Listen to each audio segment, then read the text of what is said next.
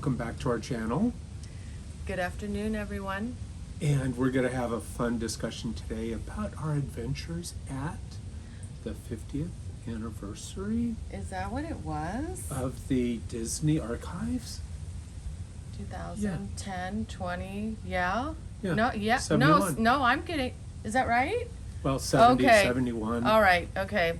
And we saw it at the Bowers Museum. Right, so we're just going to continue a little bit on that because we had some thought. We sat and talked and we thought, hey, you know what? We've got some archival stories, Archival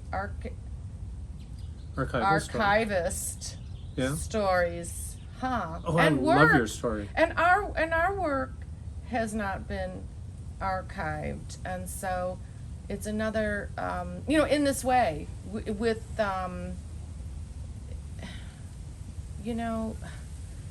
Disney hires a lot of people to make everything come together, and so we're gonna take you down one avenue where we've helped bring projects together Sure. with Disney. Yes. Yeah. So we're going to share 3 or 4 projects that we did in sand. And we doubt that these things have ever been archived but we could be wrong. We don't know because it sounds very secretive. The entire thing, didn't it sound very some secretive? of this has been. Yeah, very it secretive. has been, and others haven't. And we're going to share our experiences, our Right. personal experiences yes, with because you. Yeah. And it's going to be a lot of fun. And we're going to also share the story of what you see in the background, our Disney teacup, Yes. which is an original teacup that Kathy acquired. It's a wonderful story. 1955. Yeah, and this July 17th, 1955. I gave it a birth date yesterday after touring the Bowers Museum. I said my teacup has a birth date. Now it's July 17th, 1955, and it's the real deal. So I don't know. Where should we start? Because I have a lot of things I want to say. Yeah, so let's get right to it with the next cut. Go ahead, sweetheart. Good afternoon, everyone. We're sitting in the patio area of the Bowers Museum. The Bowers Museum is open, and we have been craving art. We went and saw the Disney archive. Look at Yeah, it. 50-year anniversary. Peel this off now, that. Yeah. So we went and saw the Disney archive exhibit. Yeah, I don't know if I can found do it- this or not. There it is, Disney Archive. I found it very interesting. Oh, it was a hoot. I loved it. Yeah, in we there. learned a lot of Very things. inspirational I to found see. it very interesting. How he created And- these characters and made it a life, a passion. Right, Yeah, it's right, beautiful. Right. So this is where I was going to go. Yeah, go ahead. Okay? Well, this morning we took a walk in the park and we met this wonderful neighbor of ours, and her daughter is an archivist at a very famous place in San Francisco. I'm not going to say the name of it because that would give away too much information for someone. So, and I said, wow, what a job. You know how rare that job, and she was just like all smiles and shaking her head.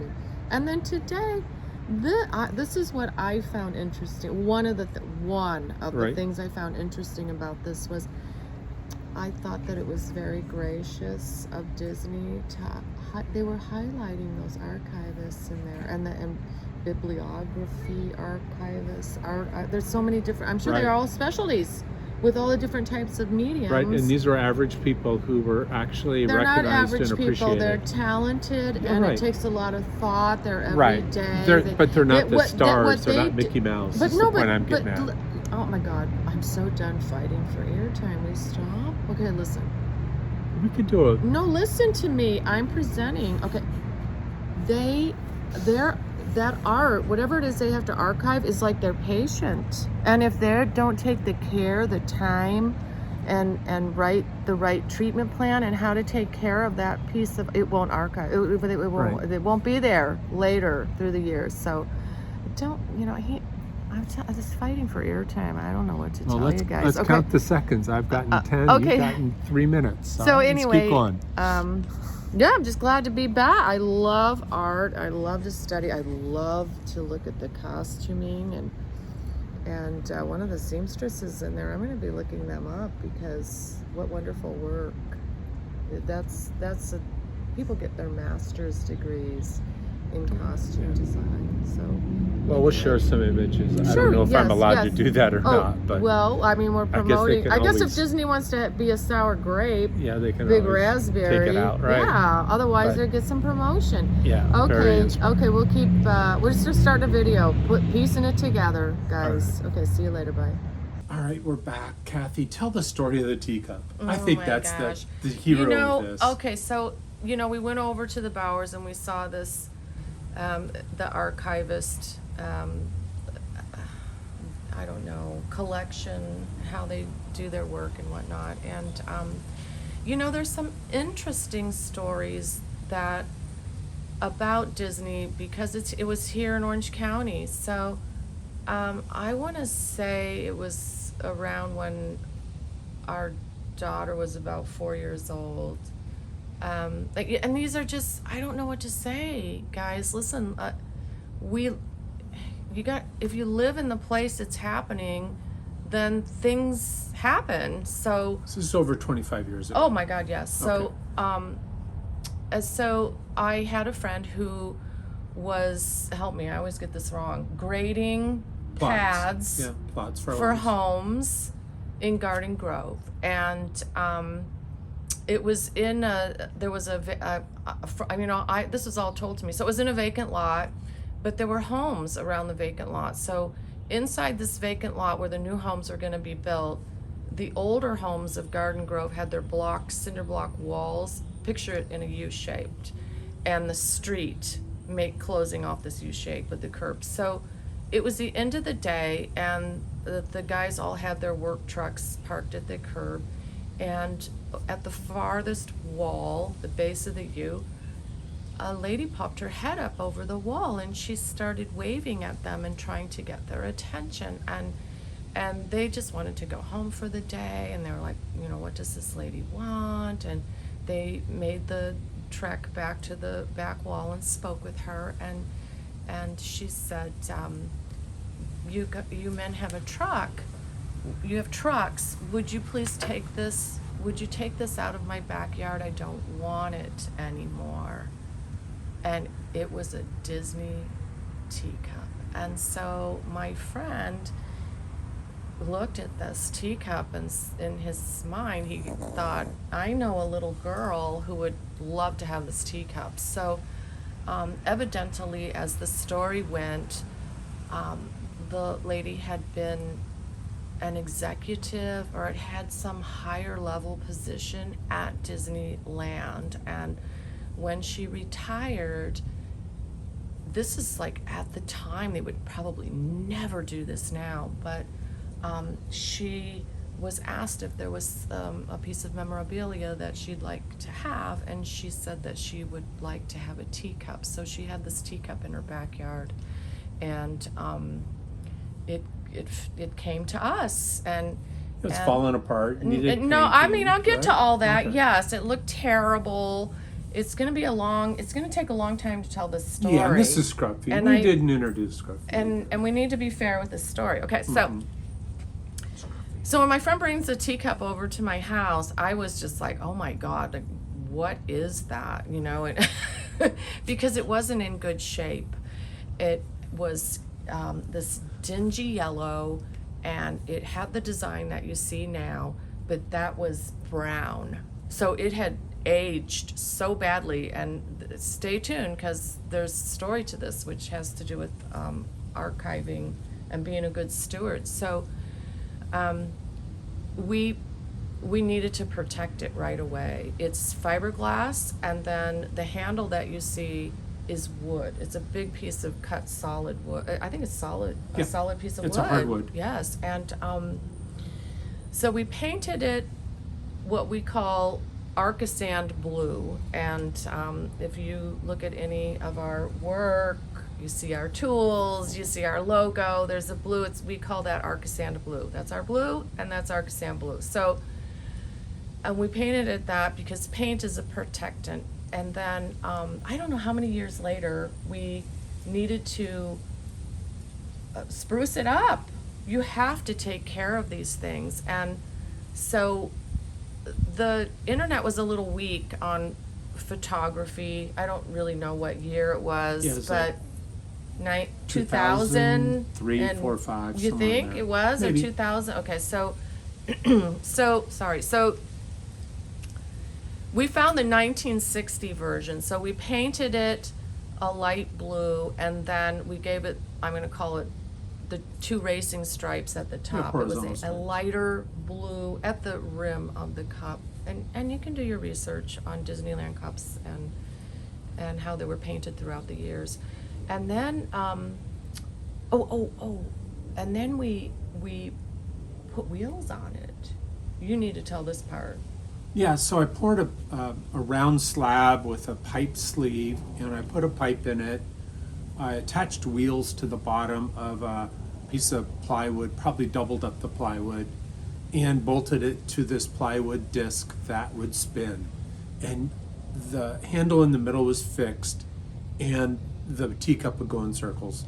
And it was a perfect thing to do. Well, you for- could turn it with the handpiece in the center. So we had rebuilt it. It didn't have a saucer, so. Right, it never had a saucer. And it was the cutest had- thing because it sat in our backyard, and you also had And the kids were at a great age to. Yes, Sorry. and you had thanks. Airtime. Shut up. Okay, so You can so have your it airtime. had a little table. You know how when you get in the ride and you can spin it. We had made something like that so you could spin this teacup, and we drilled a hole in the wood and we put an umbrella, and it was the cutest thing. And the kids would sit in the back and in this cup and eat barbecue, and it was the cutest thing. It was so cute to see these little kids in there, and but over time. I would say around 2015? Well, we moved here in 15. Right. Yeah. Well, okay, so when did we start the work? Yeah, so let's take a cut and let's do another. Okay, we're back. We're Scruffy.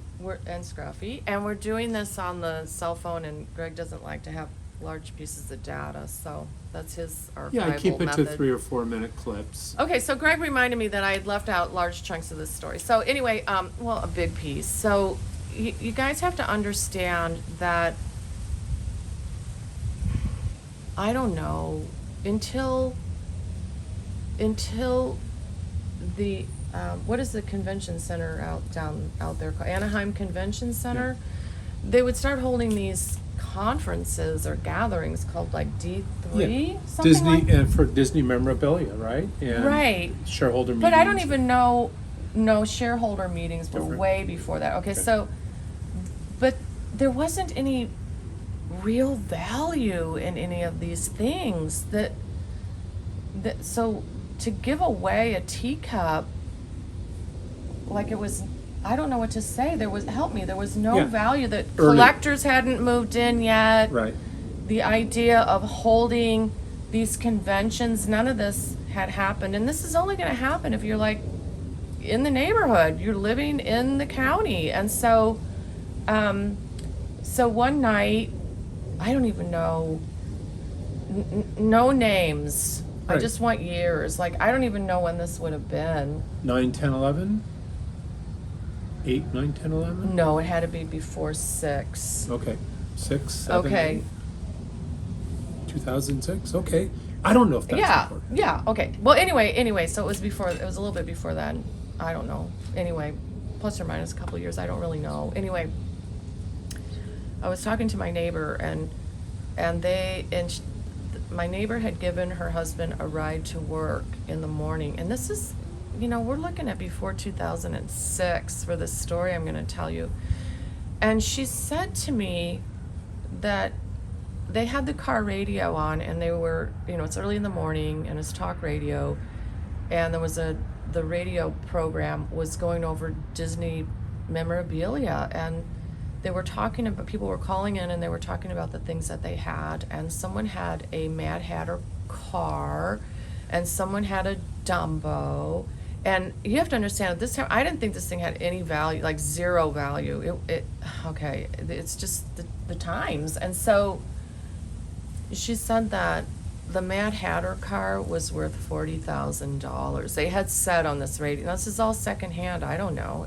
And so, as she's telling me this story, I'm listening, and all of a sudden I go, the teacup has value. Like, this teacup could be my daughter's college education value. You know what I mean? So I just thought that was an interesting next part of the story. It throughout the years of stewardship, of taking care of something like this, like people will say, I want a teacup or I want a Mad Hatter car. And I don't think they understand the work and craftsmanship and stewardship it takes to own something like this. This is a work of art, and it needs to be protected. And as you see, it's always been outside. I think for a while we had it under a tarp, in between Right. refurbishing it. But we're going to go over some photos, Yeah. and we'll tell that story. We'll do it. We'll tell that story as B-roll or too. whatever. But there's one part of the story I'd like to share real quick right here. Is a few years after that realization, we went to Washington D.C. with a family, and we went to that new museum at the time in the Smithsonian about Americana, and just everything American. And right at the entry into that museum, what did we see? Well, there was I want to say it was gold, if my memory serves me right, but there was a big teacup with saucer and a Dumbo ride car, and they were, pristine shape, a lot of high gloss Yeah. on them. And that kind of like sealed it for us that we knew that this was special. Yeah. And we To We're be back. continued. We're back. Yeah. Okay. So what did you want to? So what did you want to add? Should we add Refurbishing it. the Okay, we're gonna go refurbishing over this. Okay. to its state now? Yes. Okay. So let's go back to, when I got it, it was the type of yellow when something. We're artists, and we do a lot of different Stay types this of way, art. We you do a might- lot of different types of art. We Yeah. do, and so even let's talk textile. Okay, so, there's a color, a yellow, when something was originally white and it yellows, and people who refurbish things, that they know what I'm talking about, was this horrible, ugly yellow, and the design that you see presently on the cup was brown. Okay, so I think, okay, so we're gonna redo this cup, and I think it was painted in the 1960, was still painted in the 1960 version with the Blues. pinstripes around the top, around the Blue. rim. Mhm. And, we had to get heat guns and paint We decided to scrapers. strip We're going the to paint. show you all this because what we had to do, we had to make, not decals, what do you call that? Stencils. Yeah, so our archival photography, because we found the original Well, patterns. I yeah. don't ruin it. Okay. Okay, I'm telling the story. Okay, so, because he tells things, he just delivers the punchline, and you need to lead up to a punchline. Of course, even How am I Scruffy supposed to knows draw you? that. How do we draw people There's in? got to be Okay. a great punchline. Okay, so we take off we get all the paint, we get it right down to, what would you say, the fiberglass. Kinda, yes. And what we find, and meanwhile, he's doing all this work, and I'm doing research, and we're trying to figure out the year and what it would look like, and what colors, and I think we were gonna paint it. We weren't gonna paint it these original colors. So I haven't finished the story yet. Because we were thinking, we knew there were yellow cups that had been on the teacup ride floor. We knew that. So we were looking at yellow cups and what color combinations went with yellow cups. Well, when he finally got all the paint off of this fiberglass, he came to me and he said, that cup was not yellow. That cup was white and red. And I just looked at him and I said, how can you be sure? And it's almost like when you hear on the news, they'll make some announcement where they found a Rembrandt under the Rembrandt. That is exactly what happened with this cup. When we got all the paint off of it, you have to understand, you have to use different grades of sandpaper and you have to know what you're doing. I think you had to fill it in with some, I'm going to call it Bondo, Right. and we had to make some repairs to the handle because there was some wood rot. And, most people don't know how to do this. They don't know can't what say they're I was doing. that good at it. Well, you were. Okay, so we find that cup. You can find photographs, and we found that exact white cup with the red design, and we made stencils, and we're going to show you all of that, all the steps. It took 6 weeks to refurbish this cup. It was like working on a car. I would say that, wouldn't you? Yeah. Yeah, and it has, like 2 or 3 base coats, and then it has the red coat on top of the white coat, and then it has a clear coat finish on top of that. Why does it have red? It's white. You painted it white, and Well, then you the put red the is stencil on. the design. I taped off the design and painted the red. Oh, okay. Well, you'll have to just look at our And you'll see the archival. We took tremendous photography of us. The teacup is finally done. It's ready for a spin.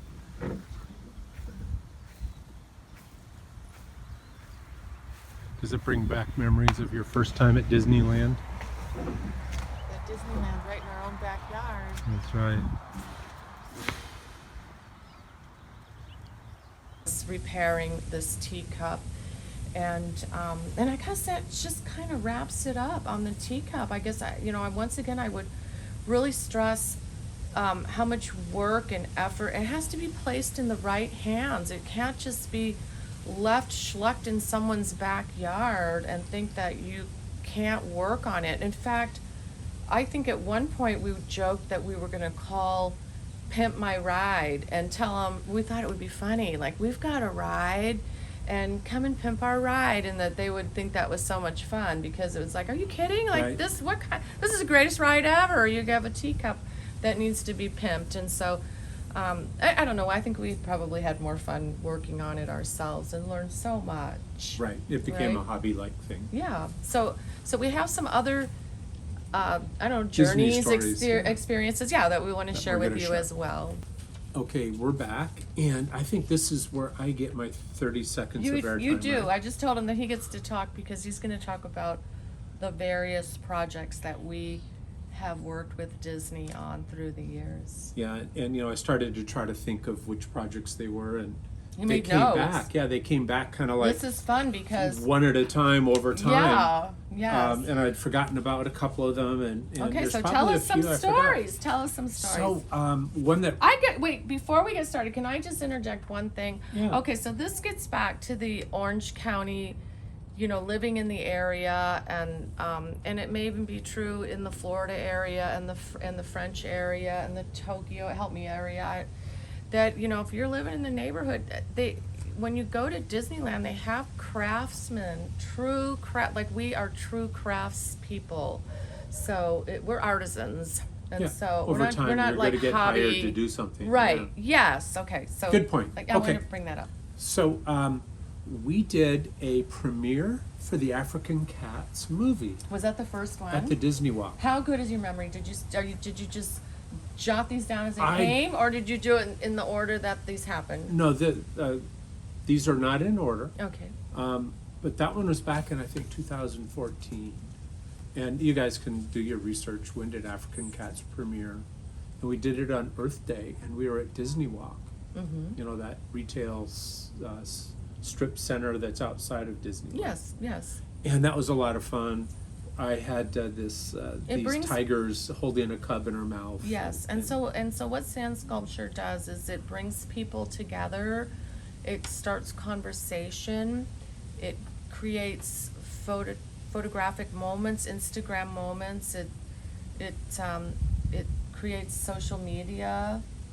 It's It so sure that's does. why that's one of the things. We just don't do art. Our art does other things too. Yeah, good point. So then another one that we're going to share a few photos with here is what I call B-roll, is a castle I did for Disney, actually in Century City. Okay. And it was for a nonprofit charity, and I don't even recall what that is. Oh, It's been so long ago. Okay, and And there was a Wh- famous singer What, do you know the year-ish? Oh, or- maybe 11, 12, 13, Okay, somewhere in there. And there's sure. a famous singer who joined, and actually her son was glued to this sandcastle, and he watched every moment, and she hung out with me. And I want you to try to guess her name, and We're not going to say. put a comment. We're not going to say You because know, we and see if because you can guess who the singer is. And, yes, yeah, here's the we're photo. not going to say because, you know, we pinch ourselves. We have this has been a very when I say rich life, I'm not talking money. There's more to life than that, and we've had a very richness with our art, and we meet many people, and we just don't. We We don't just, talk about that Yeah, we that just often, don't right? talk. We just don't do that. They're people to us, and we're not here to. We don't brag. We just don't brag. Okay, all right. What you got next? Okay, then the last we just one. don't. I don't know. It's like we've had a rich life and a boring life too. We could we like go over boring, our right? business. We have to do a lot of work behind the scenes and whatnot. So I think that the last one I really want to share about, and thanks for sticking with us this long, Yes. is a more recent sculpture. We did this a couple of years ago, where Ko Tanaka and Amy Tanaka and I went into Geppetto's workshop. Well, Geppetto. was it because it was a launch, or let's go back? Hold on. It was content it's- for Disney Plus. Go ahead. I'm the interviewer now. Okay. Okay. African Cats was a launch, right? Right. This other piece was for charity, Right. and then this third piece was Was a launch because they were bringing out Little Mermaid again. okay, very And good. they had us create Ariel's castle in sand. in Geppetto's workshop, and so they had to wear costumes. Yeah, they had a great backstage crew that took care of what we wore. What was the experience like? It was great. They even had makeup. That's why I looked so good. Oh yeah, that would be an improvement. So, so wait, stop. Let me Anything. see what you got on your Anything notes. would That's work. so funny. But also there was a fog machine Yeah, they because people need to know these stories. This is Yeah. what makes it so much. and they had more lighting there. They could set up the. And Okay, do so many lighting. different How did effects. lighting and a sand sculpture react together?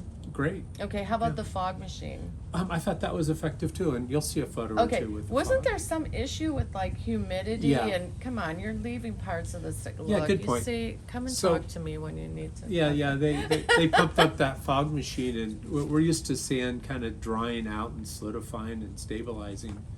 And because they had that fog machine running for so long, and the humidity was so high in there, that the bottom started to get mushy and This is really wet. okay. Stop.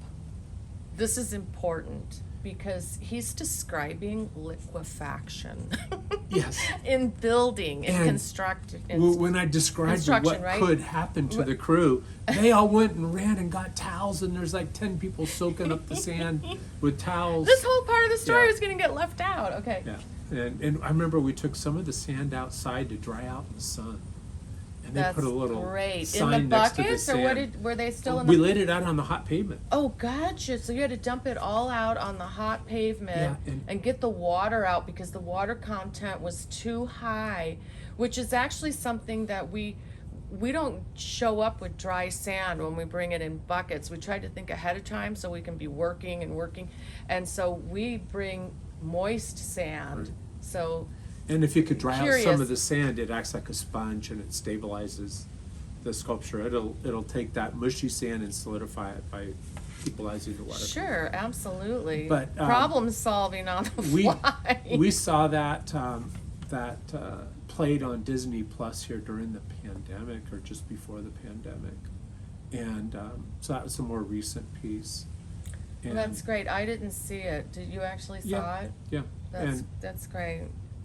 I mean, I see several more things on here without reading No, glasses. no, we talked about it. We talked about the 50 years of Disney, and we talked about welcome back to our channel, and we talked about carving the castle and working at the African cats, and You know, So there we was a covered most of piece the that stuff. you did out in front of the Disney gates, and I think California Adventure was a. I remember Pam was there. You did a piece. What was that? You know, His list is incomplete. it is, and you know what? If I can find it, if I can find it in my archives. Am I like? No, Am I like? Did I have a would not dream and surprise this me. happened, or what? It would not surprise me that we did other things I at Disney. remember.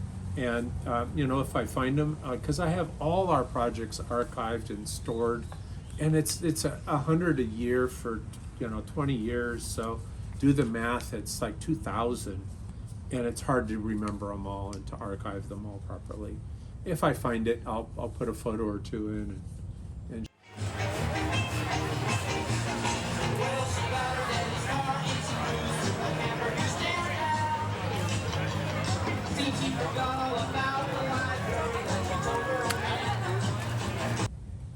So we thought of another story because we're professionals. People don't know our backgrounds or what we do and how much schooling, knowledge, education we have, life's experience. But Greg is a licensed architect, and I don't know who you were working for at the time, or if Taisei. you want to say. Okay, so you were working for Taisei. It's a Japanese company, and they were working on Tokyo Disney. Sea.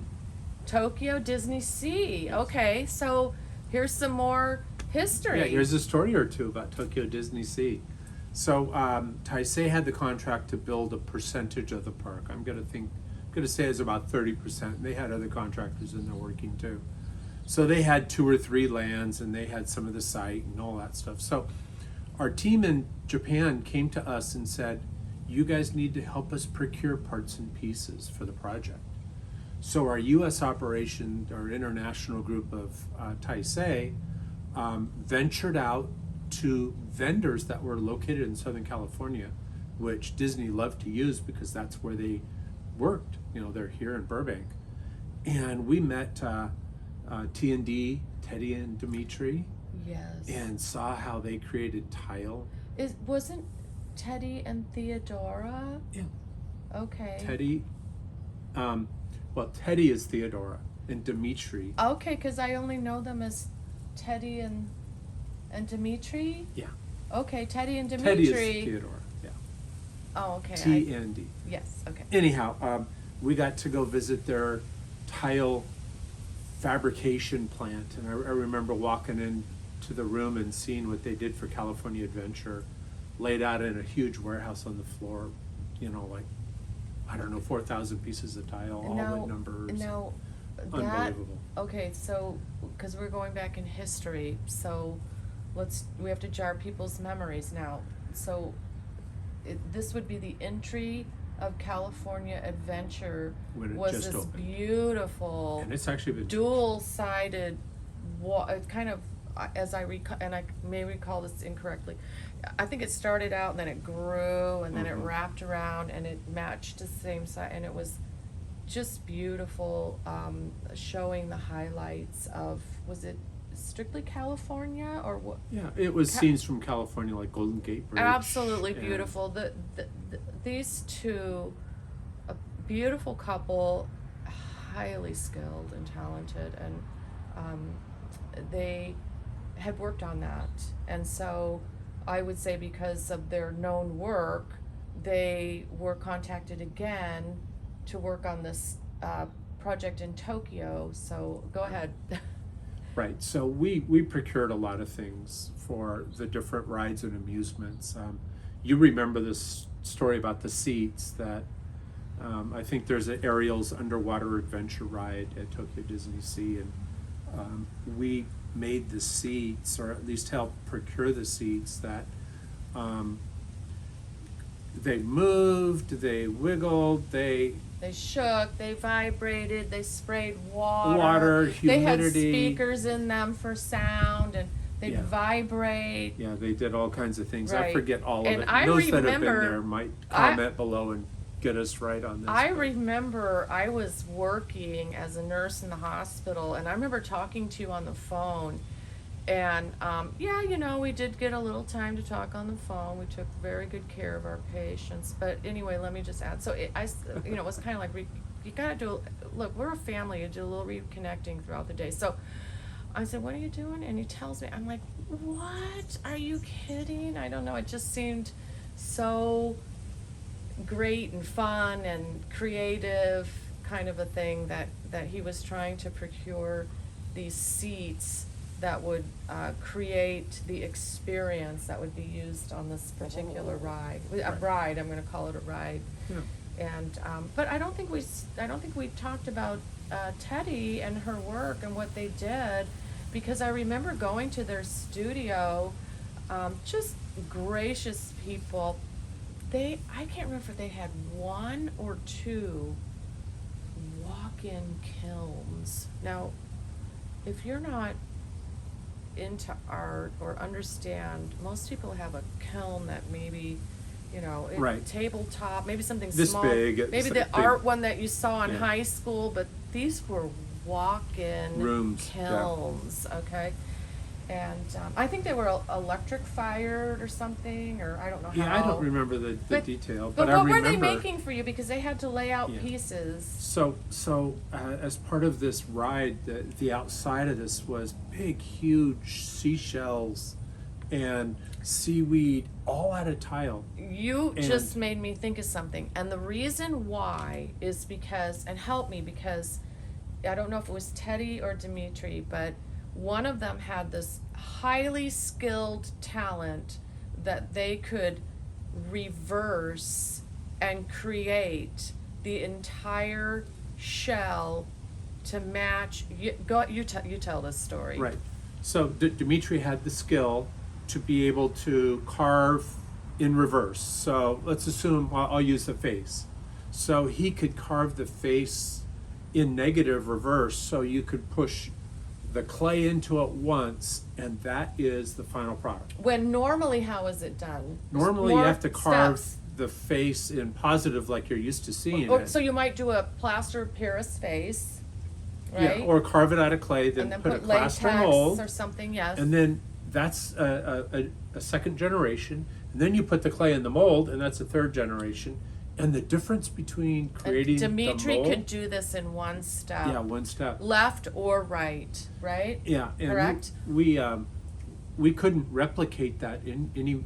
He was the great And artist, the and we type couldn't replicate. and the type of ceramic that they did. It wasn't flat ceramic like tiles. They could. It was It three-dimensional. was sculpture. It was sculpture that they could Right. make. So And an outside corner, for example, could be all ceramic and be three-dimensional and not have, 3 or 4 joints going to the corner, which you would see in your bathroom. yes. The tile No, would, this would was sculpture. cover the whole corner, and you would see no joints there. And there were so many pieces involved in this tile work that they had rented a warehouse, I don't know, several blocks from where their immediate studio was, where they fired the tiles. And they had to lay it all out and number it, and it had to be Test fit it, packed. and Test if it didn't fit, they'd yes, refire it, rebuild a new yes, one. Yeah. it had to be perfect. And I don't know. I just don't meet people like that every day. Yeah, and that was a fun experience and another, Disney moment And I in our think she lives. very much enjoyed, they both very much enjoyed working with you, and you enjoyed working with them. And I think I remember you telling me about having to go there for a day. That was like for me, I had the same place I went every day. And so to hear that you had made this trip out to San Pedro, isn't that where Yeah, that was where their their office studio was. their was? studio. Yes. Mhm. And then I think we went out to dinner with them after We went to visiting their office we too, met right? in their studio, and they gifted a few pieces to us. Yeah, we still have them. In fact, why don't we take a Absolutely. picture and show that as Yes, backdrop? yes. And I mean, pieces that no one has these And I think they pieces. signed them. Yes, Yeah. they were, we'll hold on to those. because people like us. We're people. Oh, yes, of course. Anyway, we wanted to tell you that story. Let's see. So we've gone over the TCAP, the various jobs we've worked with Disney and sand sculpting, and then you had this, as a licensed architect, you had this one-off piece. I mean, we'll have to just let me gloat about my husband a little, okay? What did I do? Because you're highly skilled, you have this beautiful personality that doesn't know conflict, sees conflict and sees it as a challenge to be overcome, and kind of making me cry here. So, but you were the director of design for what's that state? What's please the name of that building? You mean LA Live? Yes, yes, you were okay, the how's that Disney related? because you have a way of you're very highly skilled and talented at what you do. Very. We're at the top of the LA Live Hotel and Residences on the helipad on Valentine's Day. And this is the most incredible day. It's so beautiful and the view is just amazing. What do you think, Twink? Yeah. Yeah, this is unbelievable. Once in a lifetime. Here comes the helicopter. What's cool is many times the helicopters will be below us. What's this over here? What's that comes in a T? Is that USC? Yes. So we're looking out towards Santa Monica now. What is that helicopter up there doing? It's our like tax dollars. He's just flying around. It's not like he's like. Yes. The blimp is out there too.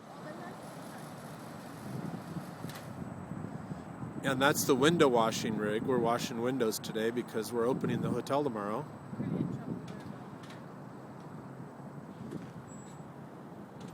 You think we're going to get in trouble? I hope not.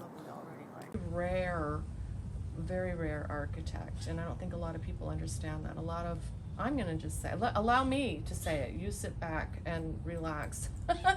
Most architects don't work at the skill level that you do. And they have never worked on a high rise and couldn't even begin to imagine what that would even begin to entail. So I feel blessed to have the opportunity to do absolutely. projects that were large and interesting and unusual. Yes.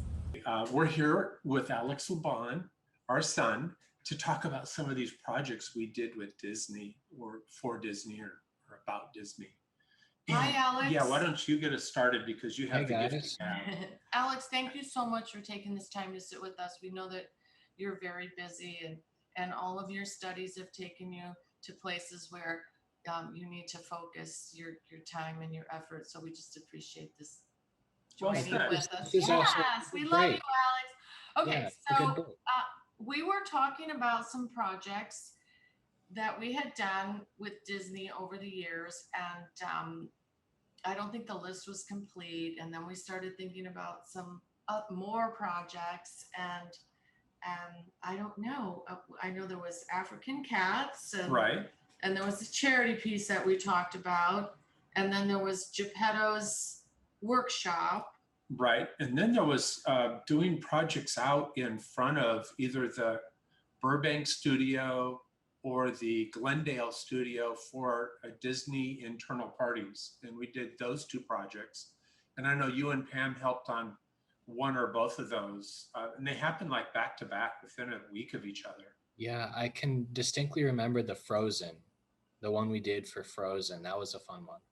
Yeah. And we did Olaf and his big carrot nose. And I remember they had such a huge beach party with loud music and so many employees. It was an eye opener to see all the people that were there, and they all were Disney employees, which is really pretty amazing. So that was at the studios. Yeah, that was at the studios, and we were like, behind the studio gates and on their campus for those. And I know you had talked about in our interview, hey, maybe we did one out in front of the Disneyland park, right in between the two parks. I think we actually submitted proposals to do projects over the years there, but I don't know if we ever actually got one done. But I just knew that there were many of these projects. And what do you remember about it, Alex? I was thinking about that. You sent me some pictures and I tried to kind of jog my memory. And I think one of the most special things about the Disney projects is that everybody has, or at least the fans of the characters, they have such a emotional connection with the characters that as soon as they can see like, oh, that's Olaf, oh, that's Elsa, that's, whichever character that you're working on, there's just like this immediate energy. And you get, it's enormously satisfying because while you're like in the beginning phases, while you're still working on it and it doesn't look like anything, you have this pressure on you like, okay, I better do it well because this is a character that everybody knows. And even if there's a little bit, if there's something off, it just won't look right. And so you have to like really nail it. But when it does, and that magic happens, and somebody comes up and says, "Oh my God, it looks exactly like Olaf. Oh my God, it looks exactly like whatever character or scene that you're working on." It's such an amazing feeling. That's great. That's what I would say that that's one of the tenets of Arcasand. Right. Replicating, whether it's fonts for a logo or characters. Mhm. Yeah, exactly. And we're teachable, and we take good direction. If somebody wants a Sometimes. certain Yeah. a certain Yeah, logo or a certain character, we do it. We're not and one those dimensional. parties at the studio, those are the people who are doing the art and doing the production, and they've seen those characters and made them and put so much of their life into them.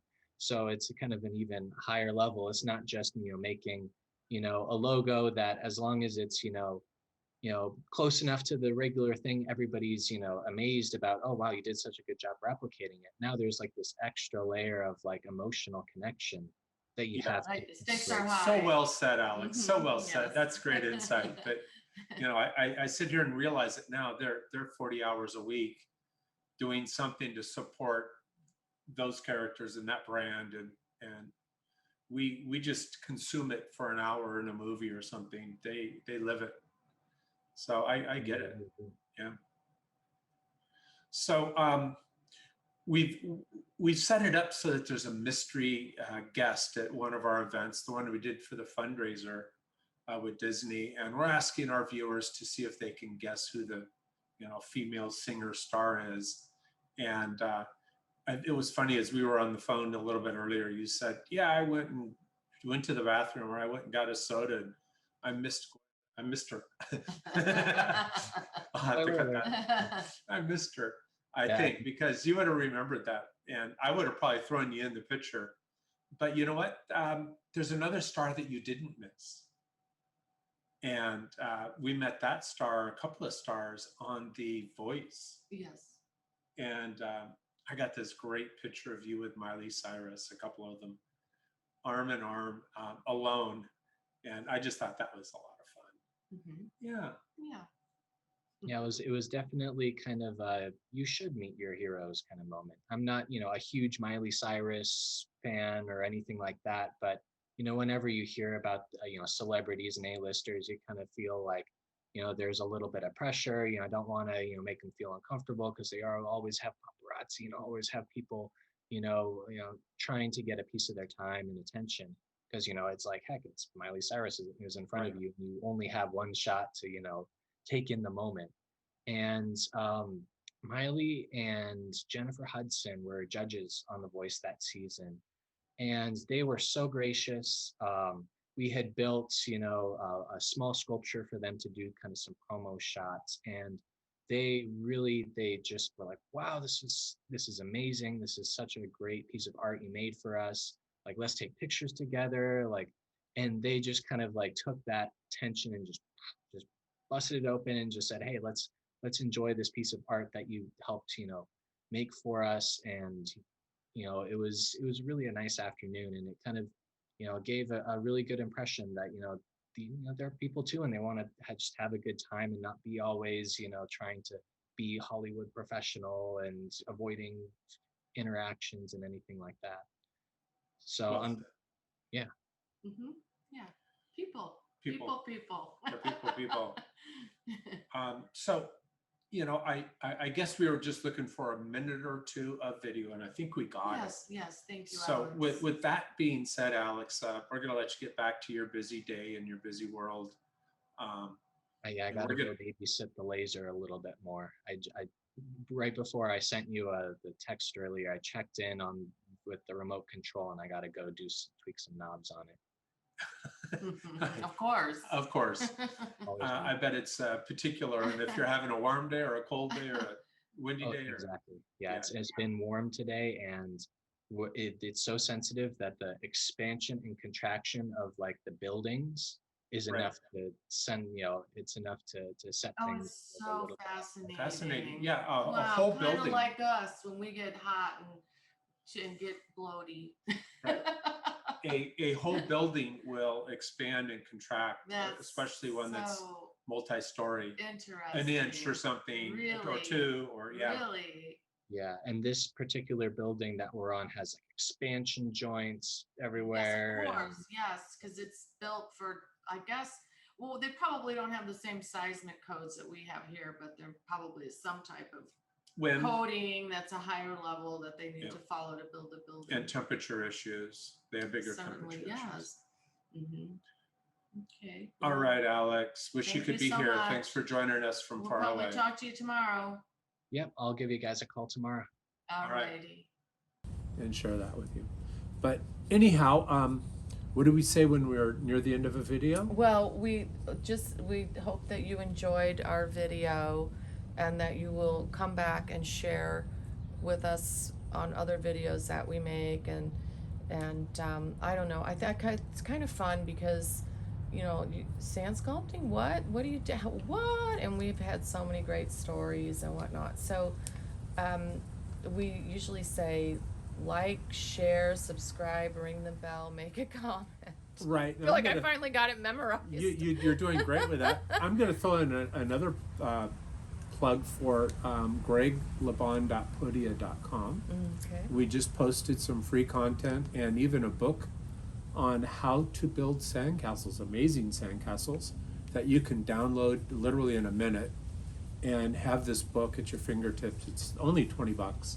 And there's some great free content there. So just go visit greglebon.podia.com, and we'll put a link in the description below, so it makes it easy for you to get to it and enjoy a little bit about us teaching you how to make amazing sandcastles, because that's kind of one of our missions in life, is to share what we've learned and what we know. Yes, absolutely. This is an art form that brings people together, and Oh, and what? you got to follow Scruffy the Maltese. Scruffy the Maltese. She has has her an own Instagram. So Google search Scruffy the Maltese and follow Scruffy on Instagram. She's very popular.